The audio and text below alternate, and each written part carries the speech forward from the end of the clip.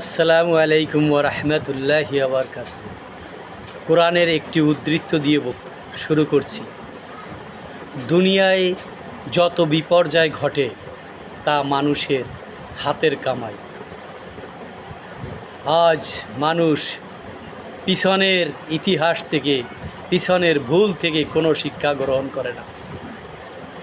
এই যে আওয়ামী লীগ যে একটা সন্ত্রাসী দল, তারা যে একটা নৈরাজ্যকারী দল, সেটা আবারও প্রমাণ করে দিল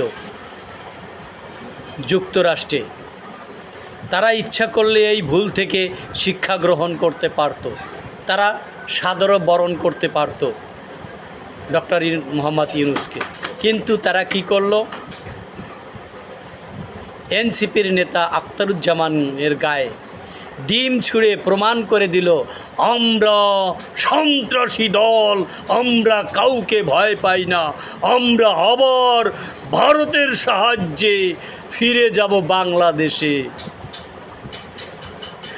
এটা তারা আকাশ কুসুম কল্পনা করছে, কিন্তু সেই সমস্ত ষড়যন্ত্র রুখে দিয়েছে বাংলাদেশের ছাত্র শিবিরের লোকজন, বাংলাদেশ জামাত ইসলামের লোকজন।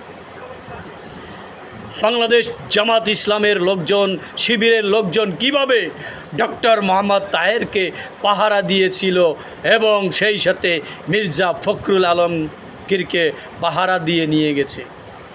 বিএনপির বড় একটা সুযোগ এসেছিল এই জুলাই অভ্যুত্থানের পর।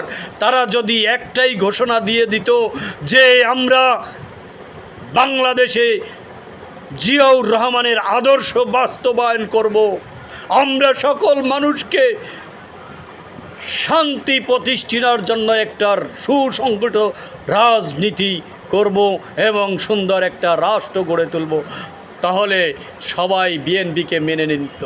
কিন্তু না, তারা ভারতের প্ররোচনায় পড়ে ভারতের সাথে প্রীতি করছে। তাই তো জনগণ আজকে তাদের থেকে মুখ ফিরিয়ে নিচ্ছে।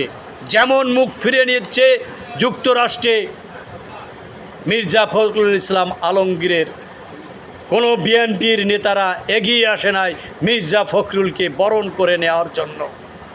যখন দেখল মির্জা ফখরুলকে কেউ বরণ করে নিচ্ছে না, তখন এই জামাত শিবিরের লোক, জামাতের নেতাকর্মীরা, শিবিরের নেতাকর্মীরা মির্জা ফখরুলকে আশ্বাস দিয়ে বলছে যে স্যার, আপনার কোনো চিন্তা নাই, আমরাই আপনাকে সাদরে বরণ করব। কিন্তু হঠাৎ করে একটু দল ছুট হয়ে যাওয়ার পরেই তারা অপমানিত হলো, লাঞ্ছিত